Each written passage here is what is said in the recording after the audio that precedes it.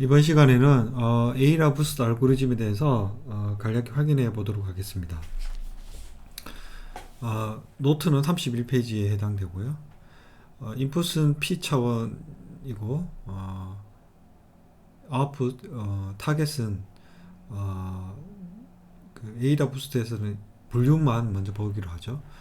그래서 코딩을 0과 1이 아니라 0을 마이너스 1로 코딩을 하면 좀 더 이제 일반화된 프레임워크에서 여러 방법들을 설명하기가 매우 쉬워지는데요.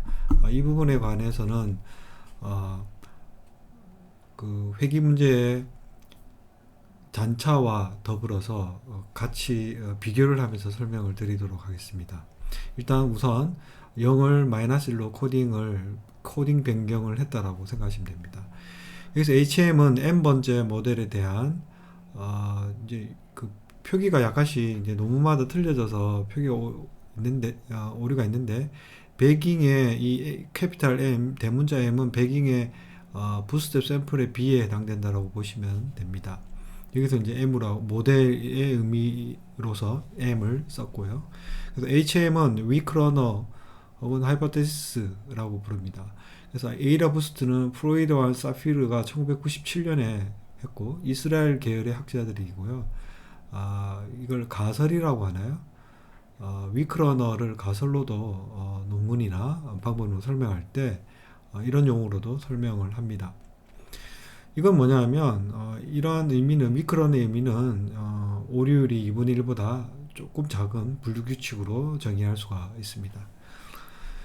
그러니까 반대로 이제 스트롱 러너는 이제 굉장히 오류율이 0에 가까워야 되겠죠. 자, 알고리즘은 1번, 2번, 3번으로 이루어져 있는데요. 한번 볼게요. 첫 번째, 우리가 부스팅을 할 때 처음에 데이터가 모든 데이터 샘플마다 웨이트가 동일합니다. 처음에는 샘플마다 웨이트가 모두 동일하겠죠. 그 그림이 1번부터 2번이 쭉 있으면 여기 있는 가중치가 1 over n으로 다 똑같아요. 즉 뽑힐 확률이 동일하다는 거죠. 그래서 이제 2번 스텝으로 들어가면 m이 1이면 처음 m이 1이 들어갔죠. 그 첫 번째 단계에서 i는 현재 샘플의 i입니다. 요게 i 1번, 2번, n번을 뜻합니다. 그래서 첫 번째 모델에서의 첫 번째 i번째 가중치를 d m 이쪽에 써야 되겠죠. d 1 i 이렇게 썼어요. 여기는 여기는 1이 되겠고 여기는 n이 되겠습니다. 그래서 분류기를 첫 번째 모델에 대한 분류기를 적합을 합니다. 전체 데이터가 모두 동일할 때 예를 들면 스탬프 트리 같은 걸 하나 우리가 만들 수 있겠죠. 이런 건 이제 손으로도 계산 가능합니다. 그래서 여기에 말단 노드로 속한 샘플에 대해서는 마이너스 1과 즉 다수결로 마이너스 1과 1로 예측 즉 할당을 합니다. 그런 다음 이 분류기의 에러를 계산합니다. 여기서는 얼마이죠? n분의 1 현재 들어가겠죠. 그래서 레이블과 분류기로 예측한 레이블이 다른 경우는 오차가 되니까 그 오차의 개수를 계량화하면 됩니다. 지금 현재는 제일 첫 번째 스텝이니까 이게 n분의 1로 합산을 하면 1이 되죠. 그래서 즉 이 현재 첫 번째 모델의 에러의 값은 첫 번째 스텝의 위크러너의 오분류의 개수가 되겠습니다. 그러면 이제 이걸 현재 m1이니까요. 에러 1으로 명명이 되겠고 그거의 알파 m을 계산합니다. 알파 m은 이제 알파의 값이 예를 들면 0.1이라고 하면 여기다 넣어 보시면 얼마입니까?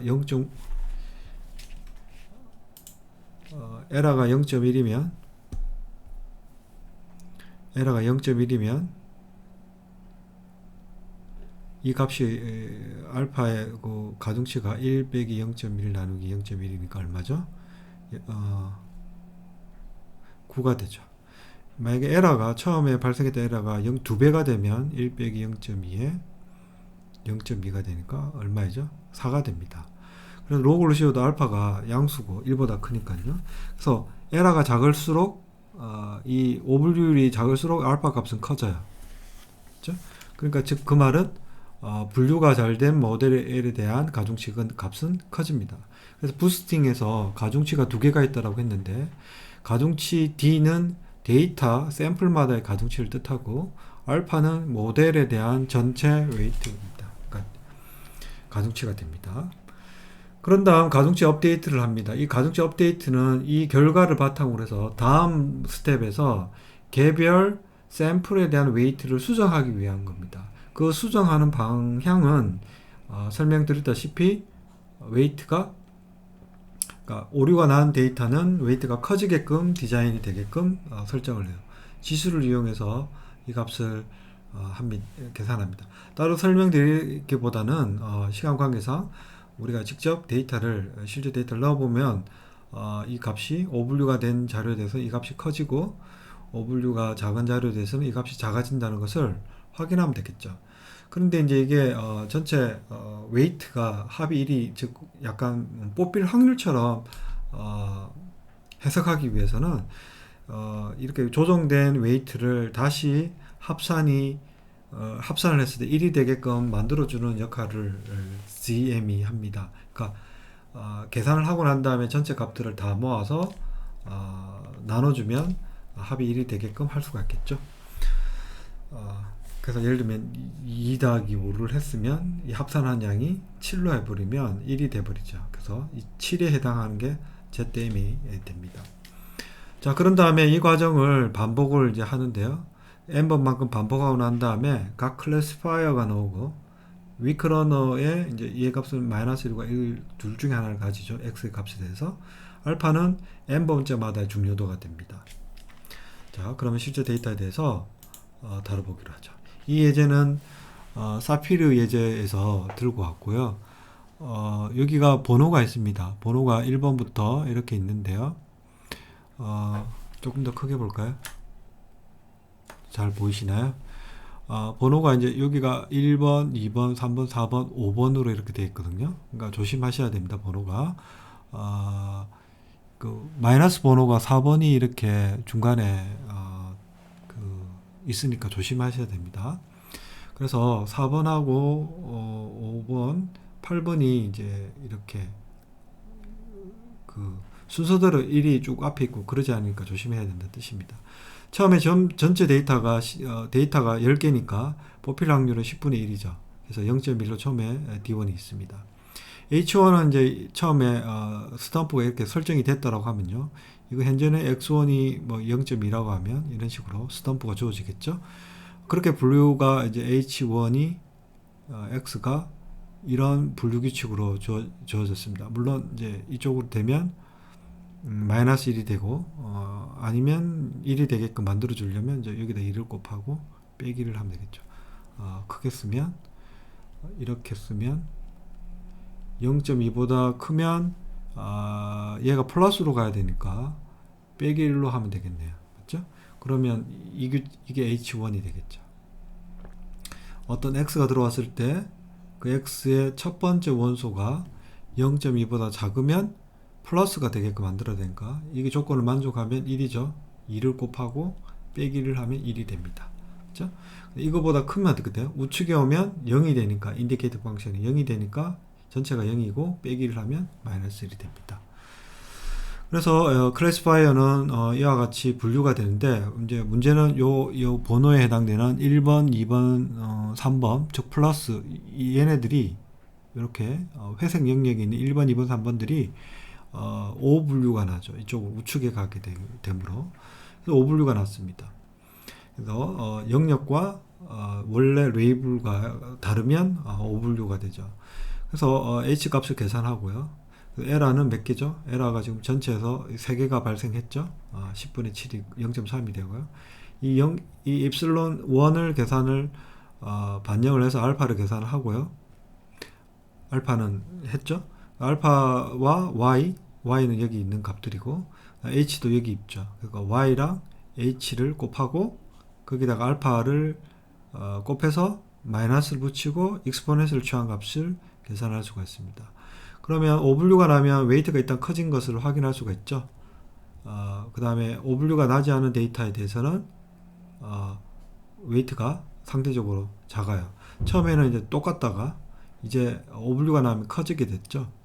그런 다음에 Z를 계산을 해야 되는데 Z는 이걸 다 더하면 되죠. 다 더하니까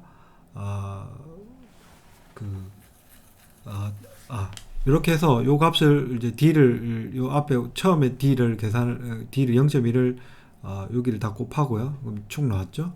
얘네들을 다 더해서 1로 만들어야 되니까 다 더한 값이 0.91을 여기다가 나누어주면 그 다음 스텝으로 반영이 됩니다. 그러면 1보다 작은 수로 나눠졌기 때문에 조금 커졌죠. 이거는 이제 소수점 둘째 자리인데 셋째 자리까지 이제 좀 표현을 하면 정확하게 표현을 볼 수가 있는데 이 경우는 이제 커졌는데 이 경우는 거의 변화가 있었는데도 소수점 둘째 자리에서는 변화가 없었습니다.